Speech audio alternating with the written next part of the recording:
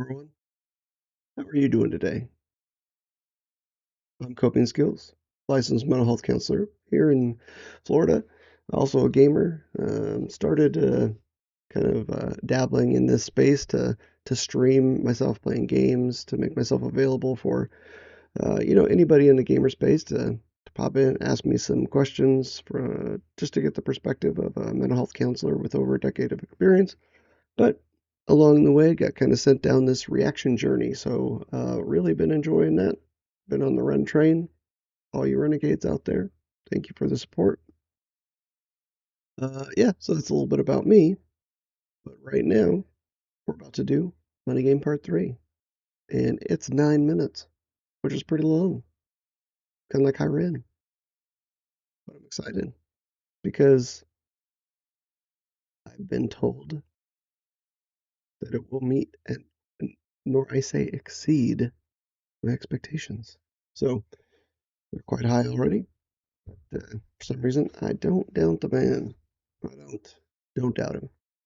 Anyway, I've been told that some of this is very mental health relevant, and other bits are more kind of in that. I mean, greed is always mental health relevant, but yeah, we'll see.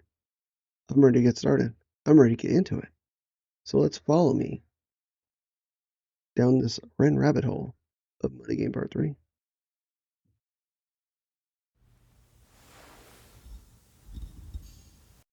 Well, first off, I know these are Ren's hands. He wears those rings. Yeah. Um, I had pointed out in another video how he had tattoos, so I don't see them here. But then the comments section informed me that those are newer. So here he does not have them. And he had to find special or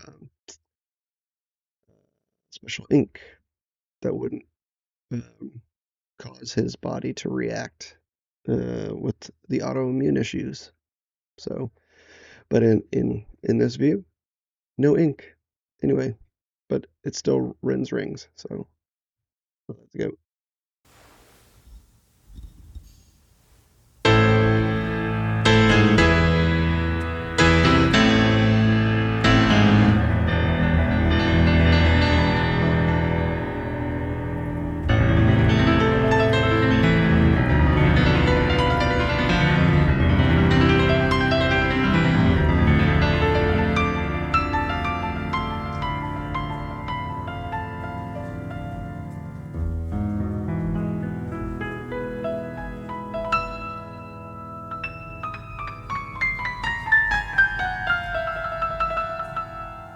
Okay, that's cool.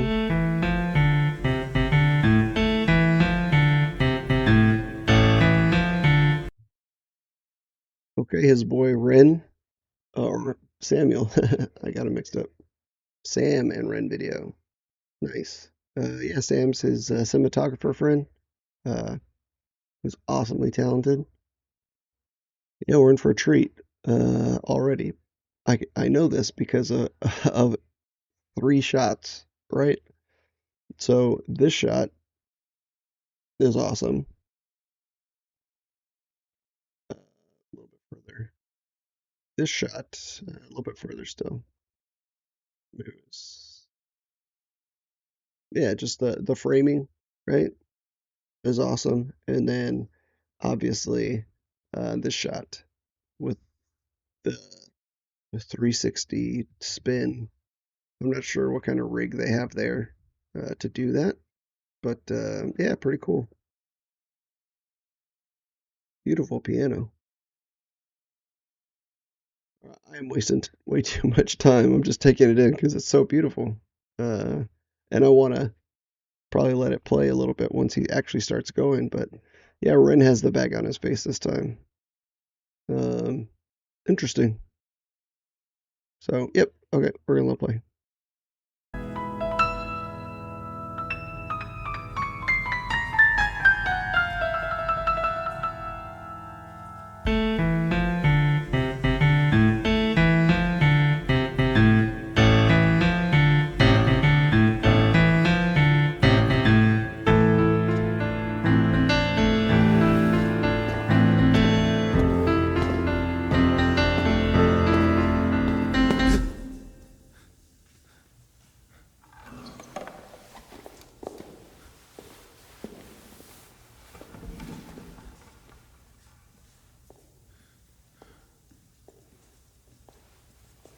The use of silence again, like Money Game 1. I dig it.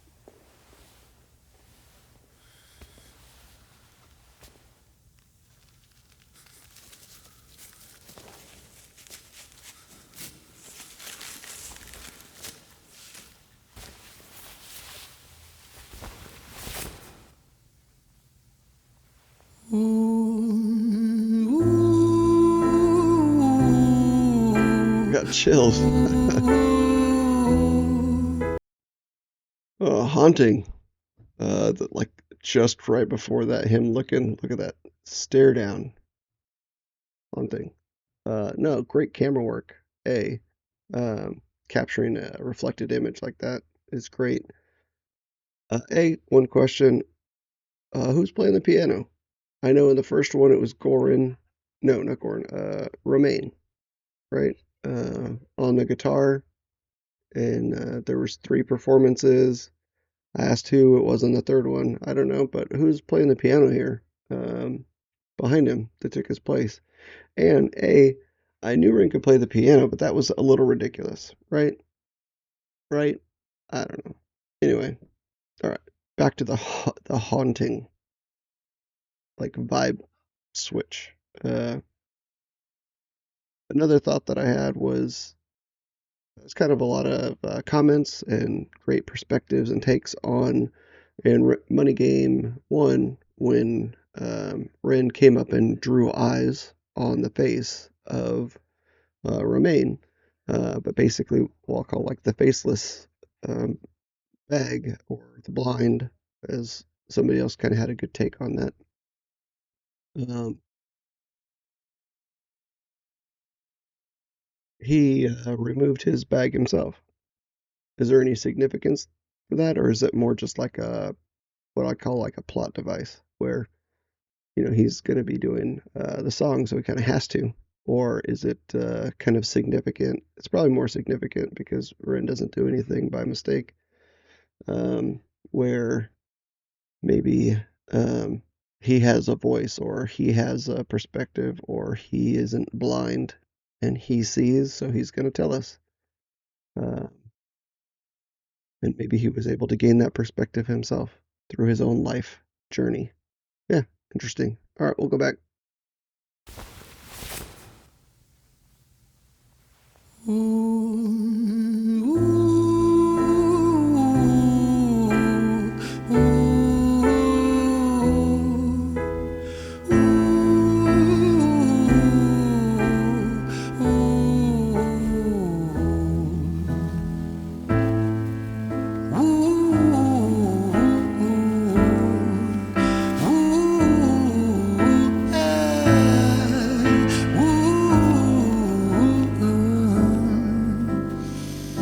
It's a nice shot.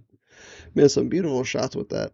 The angles on the mirror showing the other pianist. Another thing I noticed is he had a lavalier mic, like he did in Money Game 1. So, uh, yeah, cool. They may have some other mics in the room as well, like they did with Money Game 1. But looking very dapper. Nice suet. All right, I'm going to go back a little bit because he's going to get into what I probably is the first verse, right?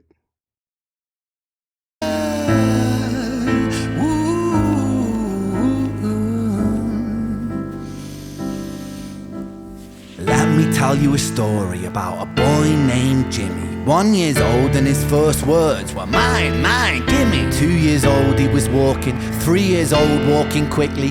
4 years old he was running round the pavements of his city. 5 years old and his daddy told him, listen here son, you gotta learn to be a man.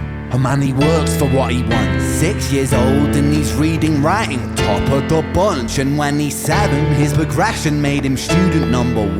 8 years old and he's praised for unusual grades. 9, his parents paid for private school to nurture the flame. 10, 11, 12, 13, he ascends and ascends. His daddy tells him, son, money is the means to all ends. All right.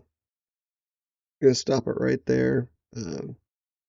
So, early life, he starts walking. bright kid. Parents are trying to nurture his talents.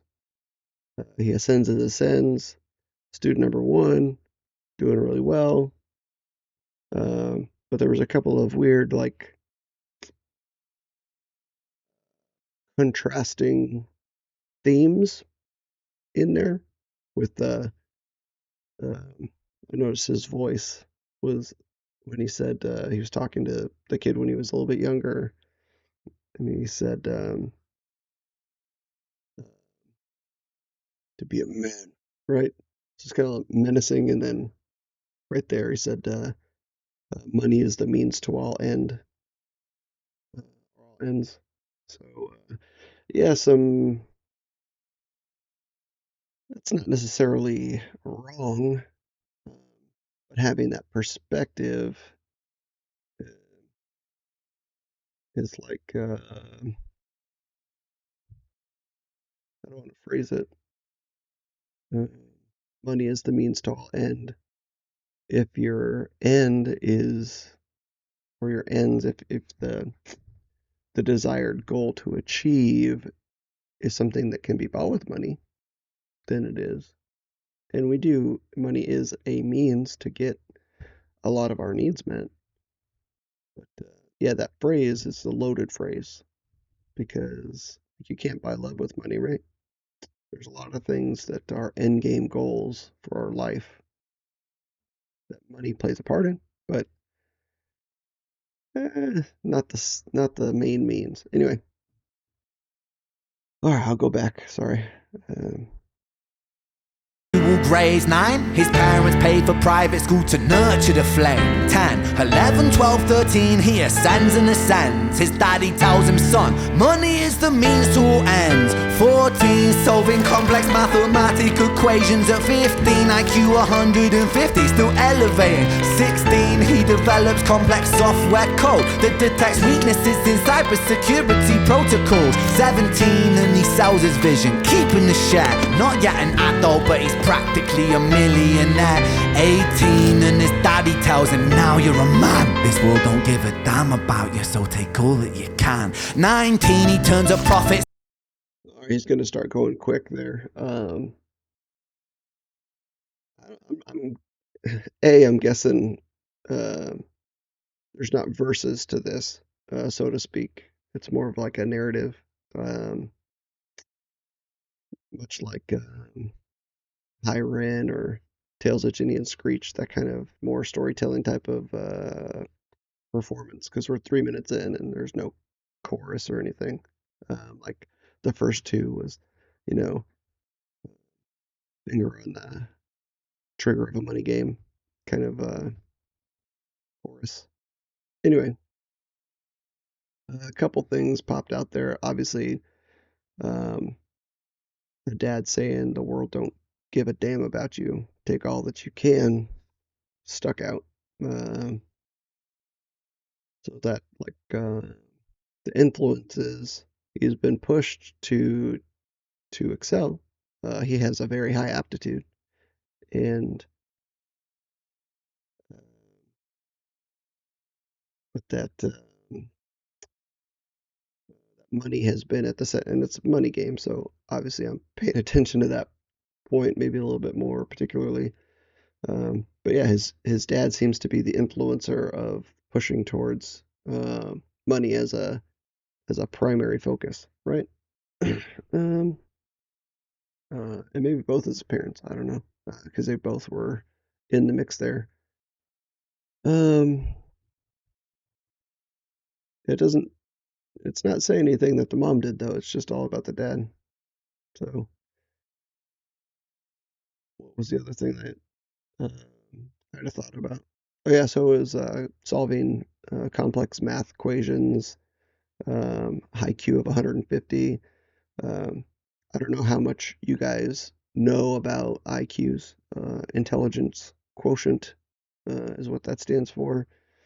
150 is extremely high. It's a very high IQ. I used to administer IQ tests. I used to do evaluations for uh, the Department of Juvenile Justice.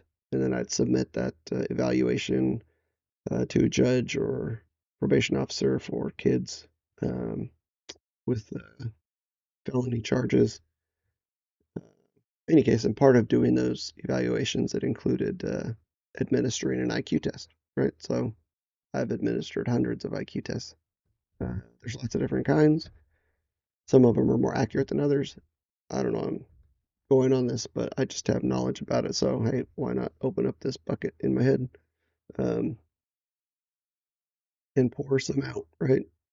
So people may already know this, Google it or whatever, and we hear the word IQ and we think, oh, that's, tells you how smart you are. Eh, to some degree, yes, but it's not like the end all be all for measuring, um, how smart you are.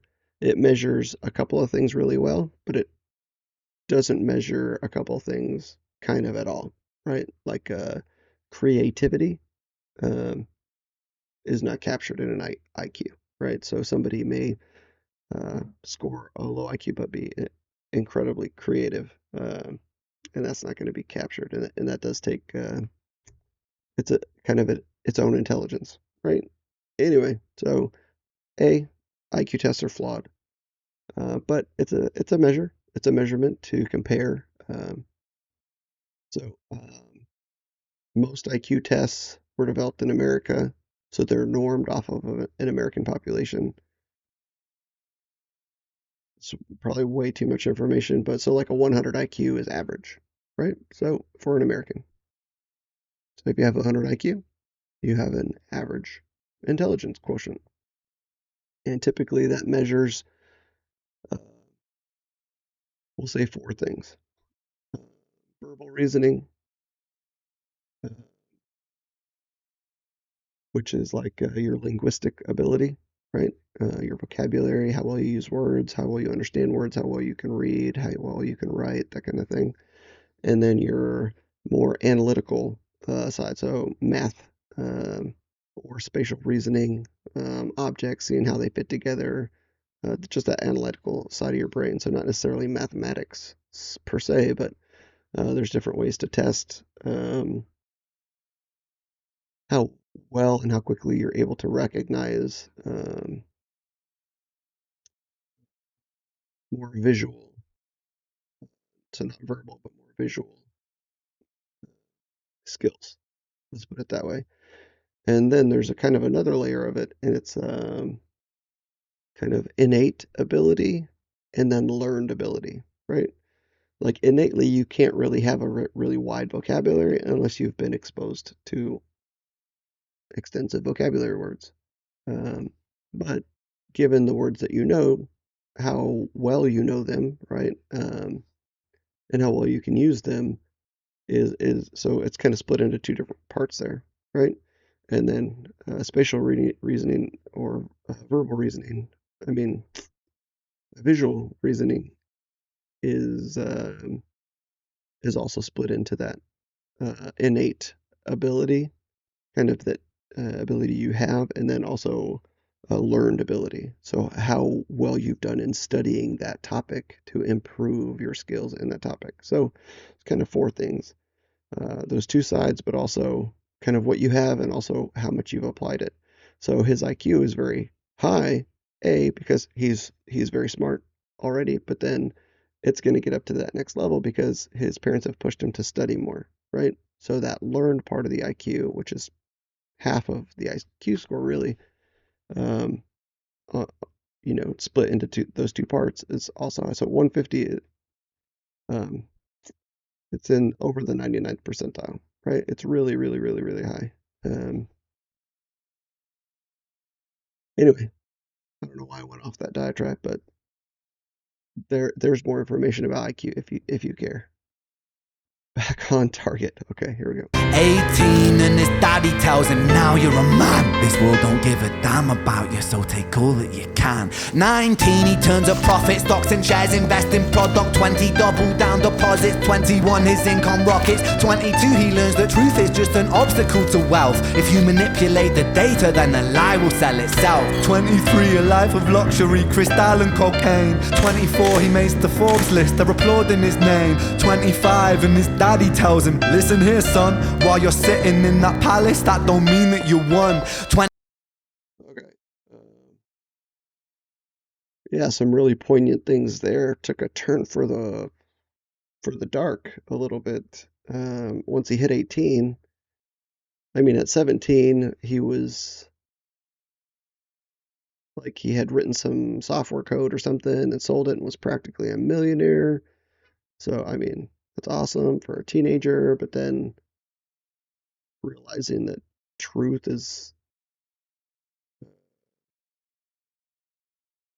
what did he say? I'll have to go back. Just an obstacle to wealth. If you I need to look back. and shares, invest in product. 20, double down deposits. 21, his income rockets. 22, he learns that truth is just an obstacle to wealth. If you manipulate the data, then the lie will sell itself. Yeah, right there. Truth is an obstacle to wealth. If you manipulate the data, the lie will sell itself. Kind of reminds me of statistics. You know, people throw out statistics when they kind of want to prove something, but you can kind of make statistics kind of say whatever you want. But so that's kind of a tool for manipulation in the realm of what he's talking about there, that the truth is an obstacle to be overcome. And all you have to do is manipulate things in order to get to the wealth. Yeah. All right, I'll let it play a little bit. 23, a life of luxury, crystal and cocaine. 24, he makes the Forbes list, they're applauding his name. 25, and his daddy tells him, listen here son, while you're sitting in that palace, that don't mean that you won. 26, a business shift, he switches business to arms. He's 27, dealing nuclear and shells in Iran. 28, inside the Senate, money. Did he say he switched business to arms? Like he's selling guns now, and then nuclear weapons as well? Is that what he said? That's a quick escalation right there. So, uh, and he's drinking Cristal, doing cocaine.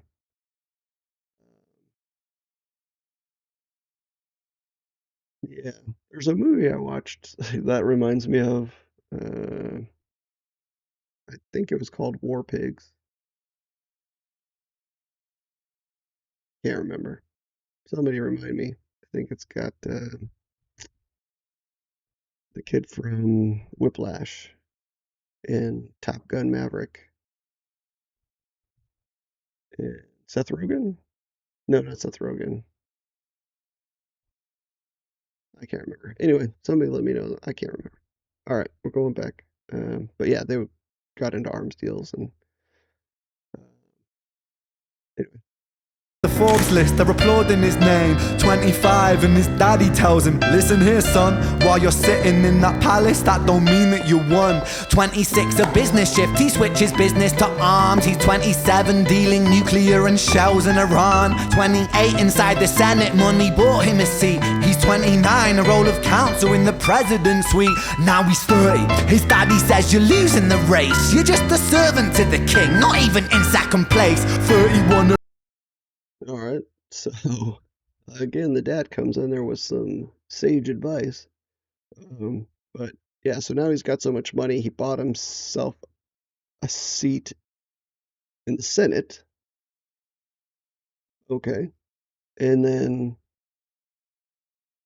I can't remember.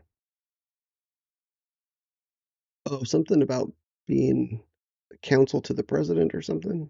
You're sitting in that palace, that don't mean that you won. 26, a business shift, he switches business to arms. He's 27, dealing nuclear and shells in Iran. 28, inside the Senate, money bought him a seat. He's He's 29, a role of counsel in the president's suite. Now he's 30, his daddy says you're losing the race. You're just a servant to the king, not even in second place. 31, a big maneuver for his daddy's approval. Moving imports over borders from the exports out of Cuba. 32, moving grams, growing kilos to tons. He's Okay, there's too much going on here.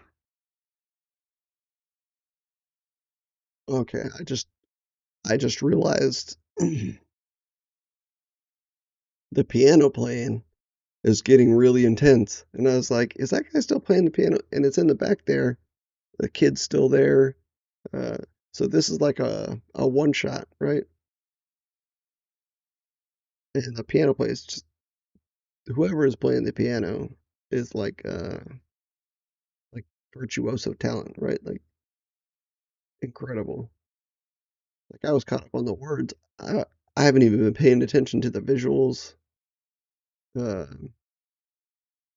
I'm gonna have to watch this like 3 more times. Uh, yeah. Um,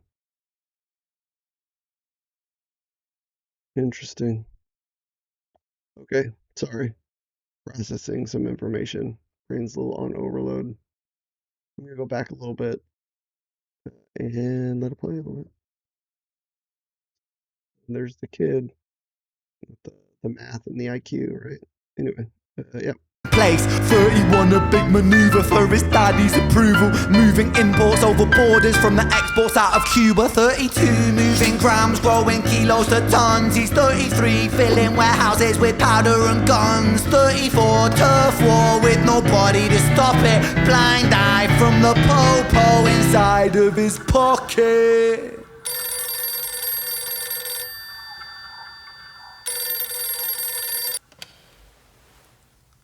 35, he gets the call. I'm sorry, son, but it's your father. Had a heart attack, I'm sorry, he's gone. 36, getting pissed. Well, at first I thought that the phone call was going to be his dad calling him, but I got the call that his dad's dead. Interesting, because he's been making all these moves just to make daddy happy. Where's the mom? Is is the mom just not mentioned? Anyway,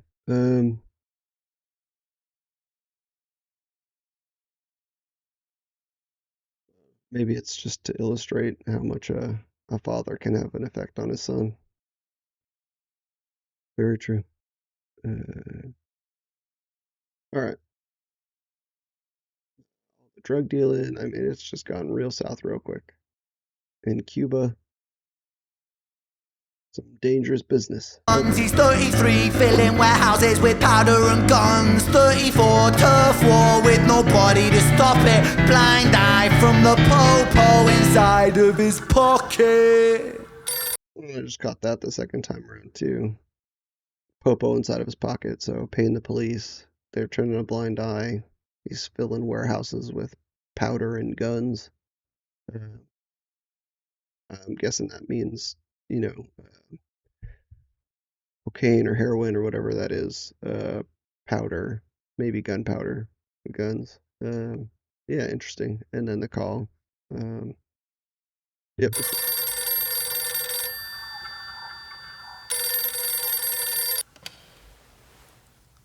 35, he gets the call. I'm sorry, son, but it's your father. Had a heart attack, I'm sorry, he's gone.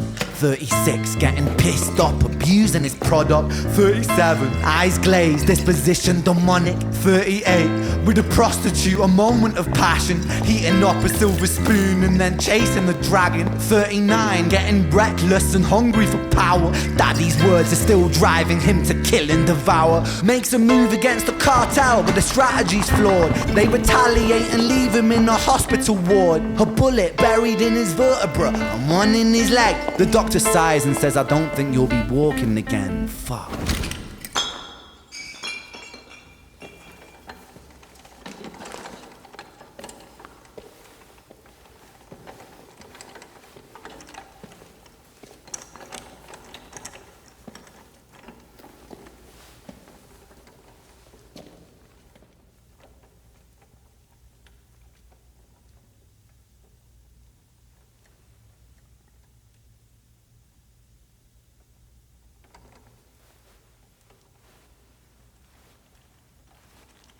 Let me tell you a story about a boy named Jimmy.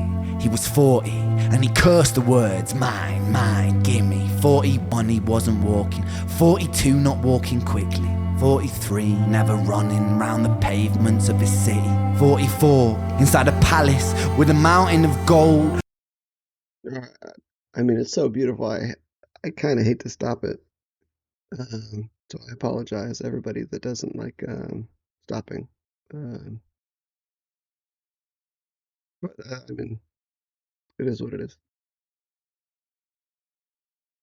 The reference, I didn't catch it at first until he said running around the pavements of the city. Like the first couple of years, he said some similar lines about him growing up and running around the pavements of the city, and now he can't do that because he's crippled. Interesting. All right, I'm gonna take it back and let it play. Jimmy. He was 40 and he cursed the words mine, mine, gimme. 41 he wasn't walking, 42 not walking quickly, 43 never running round the pavements of his city, 44 inside a palace with a mountain of gold. But those riches turn to rubble when perspective evolves. Weighing heavy on his conscience is the value of gold. Lamborghini for a life, trading money for souls. Jimmy followed the code inside the land of the free. Put your hand inside the cookie jar, take more than you need. And his example is exaggerated versions of me. And it's a version of him, and it's a version of she, and it's a version of you. There's no escaping the blame. The way we live is parasitic. Fuck the money and fame. Call the music.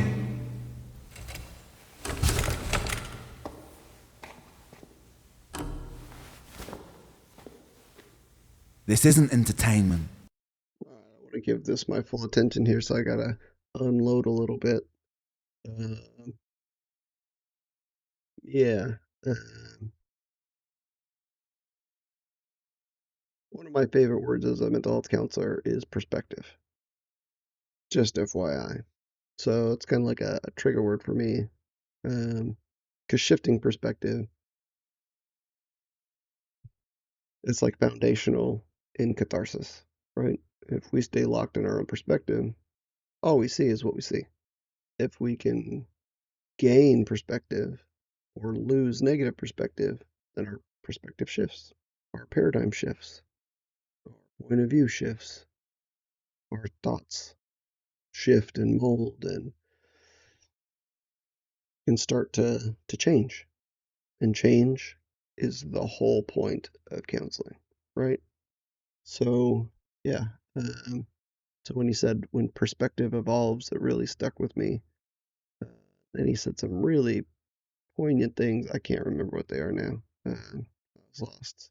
But basically about shifting from money being so important to it not being important. You lose your health. Who needs money, right? But this wasn't about health. It was, I think he said, trade like a Lamborghini for a life or something like that. And this Jimmy guy was in it, right? Like he was deep. I'm gonna go back. And, man, the strings. Uh, yep, I'm digging it. As if this guy couldn't impress more. Touche, Ren. Touche. Of his city, 44 inside a palace with a mountain of gold. But those riches turn to rubble when perspective evolves. Weighing heavy on his conscience is the value of gold. Lamborghini for a life, trading money for souls. Jimmy followed the code inside the land of the free. Put your hand inside the cookie jar, take more than you need. And his example is exaggerated versions of me. And it's a version of him, and it's a version of she, and it's a version of you. There's no escaping the blame. The way we live is parasitic. Fuck the money and fame. Call the music. I like how he said that. It's an exaggerated version of him, of her, of he, of you, everybody. Uh, yeah, interesting. And now he's grabbing the camera in film, they call this breaking the fourth wall. I always love a good breaking the fourth wall moment. Deadpool's renowned for it. Back in the day, I used to watch Saved by the Bell all the time, and Zach Morris would often break the fourth wall and talk to the camera. Yeah, cool. Yep, let's see what he's got to say. Parasitic, fuck for money and fame. Call the music.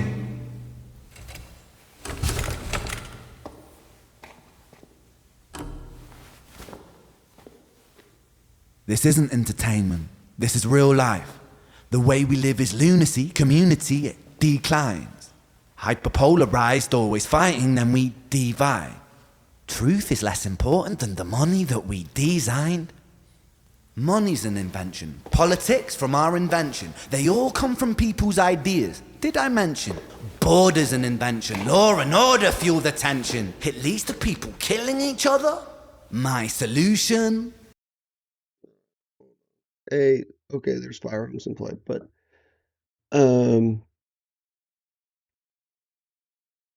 really like the way that he said that. I gotta listen to it again. Life. The way we live is lunacy, community, it declines. Hyperpolarized, always fighting, then we divide. Hyperpolarized, always fighting. That goes to really to Money Game 2, where panic and hysteria were used as fear tactics, right? To control the masses, to make money. Yeah, interesting. Hyperpolarized, always fighting, then we divide. Truth is less important than the money that we designed. Money's an invention. Politics from our invention. They all come from people's ideas. Did I mention? Border's an invention. Law and order fuel the tension. That was the part that got me. The first two, yeah, makes total sense, but then borders are inventions. Yeah, they totally are, right? It's a made-up line. Some of them are because of natural terrain, and some of them are just literally from surveys, right? And you just pick a spot, and this is my land, that's your land. There's some imaginary line there. But then he says, law and order fuel the tension. That's probably the line that got me the most out of all that.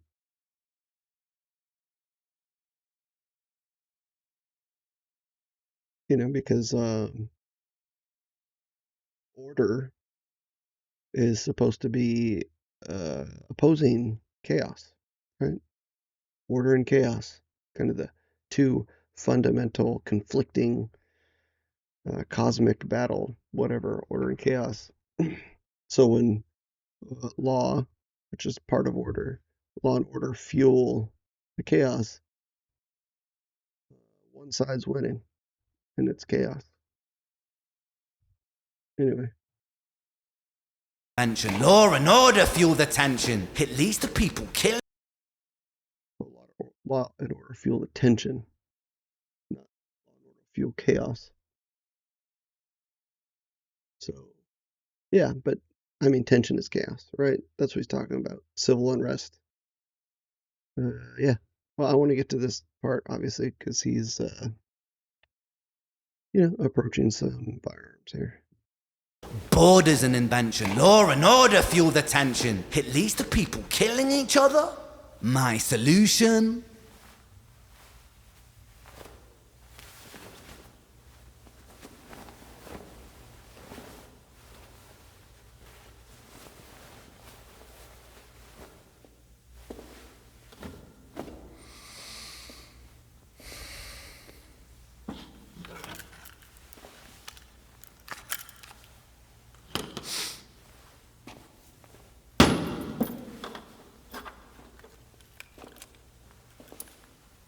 Everything is subject to change. We could build utopias if individuals were taught to use their brains.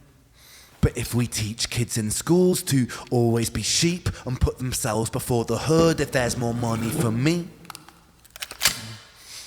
there's no future I see where the humans survive. We're parasites inside a petri dish with cannibal minds. Mold will grow upon the surface and consume till it dies. And our fate could be the same without this story to the wise.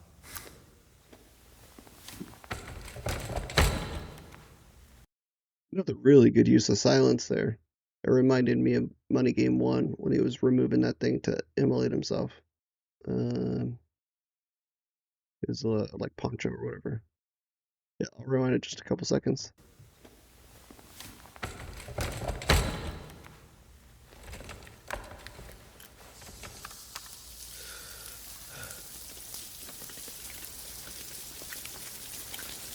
"45. Jimmy comes home out of the rain, soaking wet upon a wheelchair, drinking again.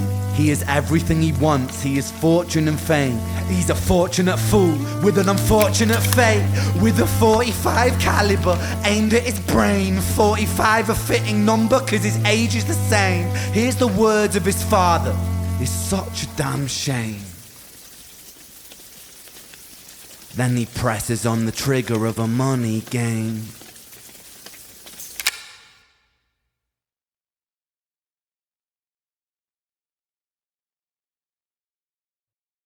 Hmm, interesting. Kind of a lot to unpack there at the end.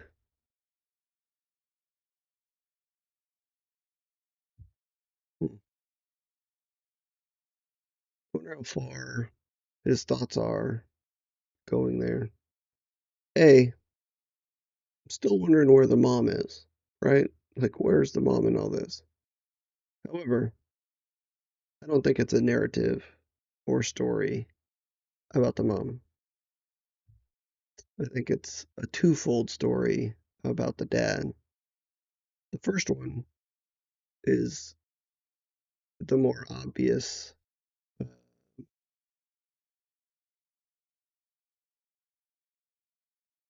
the effect, right, that a father has on his son, parents have on children, applicable to women as well.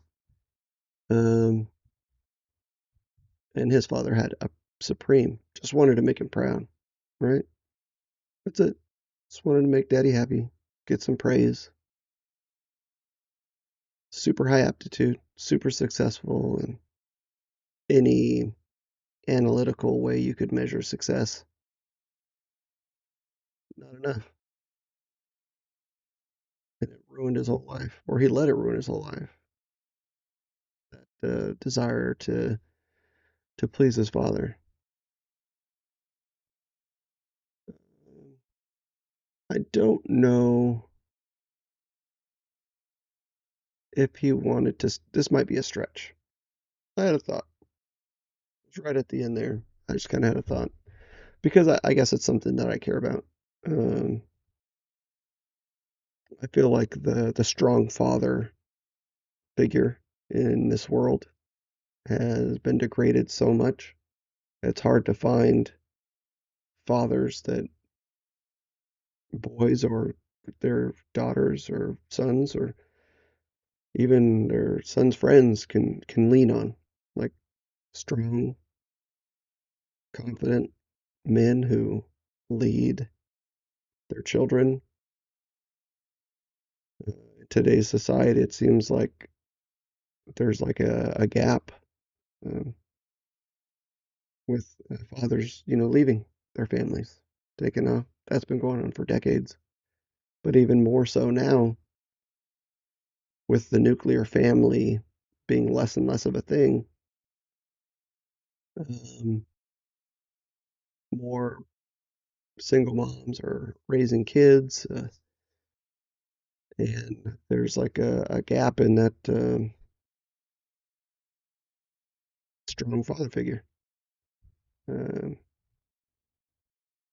so I don't know if this is commentary on that, but that's just an important topic to me, I guess. So um, it does bring attention to that, or at least me talking about it here does a little bit, uh, with men needing to set a better example and to sow into their children and not use them.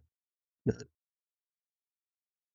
prop them up to fail, to never be able to succeed.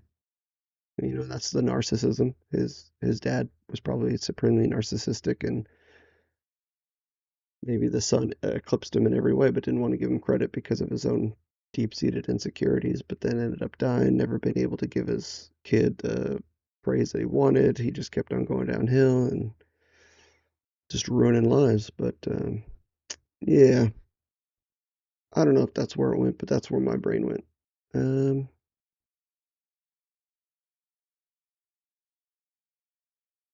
it's kind of like Ren's call to the medical professionals and his 1 million subscriber about medical professionals needing to do better.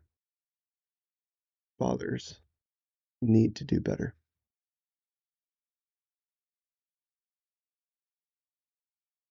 Yeah, that he took his own life. Really creative use of words. 45 caliber, same as his age. Presses on the trigger of a money game. But there he mentions uh, that same phrase. It's kind of from the Tales, right? It's such a shame. Such a shame. Um, but yeah, so when during this part right here, right? Beautiful use of silence. And then he says something. He's like, "What's my solution?" And then you wait for a while. And it's kind of easy to miss what I think his solution is, but it's really elegant and true, but so difficult to accomplish, right? He says something about utopia and then uh, not being sheep as children. Let me listen to it again. Everything is subject to change. We could build utopias if individuals were taught to use their brains. But if we teach kids in schools to always be sheep and put themselves before the herd if there's more money for me. Right there. Like, I think that line is the whole point of this whole thing, right? If in school, so when our children, right, are our future. So the way to right the ship, the way to uh, course correct away from the uh, downfall of society because of greed and um, is to teach kids that you don't put the cookie hand in the cookie jar and take more than you need. Like you said earlier, you put the herd before yourself. It's like all you Trekkies out there, right? In Star Trek 3, Search for Spock. If you're not Star Trek fans, I apologize, but the thing that Spock says to Kirk when he's dying and he kind of gave up his life to save everybody was the needs of the many outweigh the needs of the few or the one. It's the same concept here. Is putting putting the many above the self or the few. And if we teach our kids that, then greed won't drive the ship in the next generation, right? But to my point, it takes some strong fathers to see that through. Our teachers can't do it alone. So it needs to be taught in schools and in the family. Anyway, um, then he makes another good point after here. But yeah, I want to end it on it. That's the point of this. Man, I'm gonna have to watch that like 6 more times just to appreciate the cinematography and audio engineering, sound design, Ren's acting. Yeah, beautiful. Well, I'm blown away.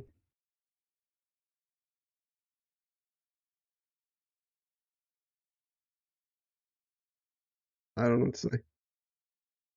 See you later.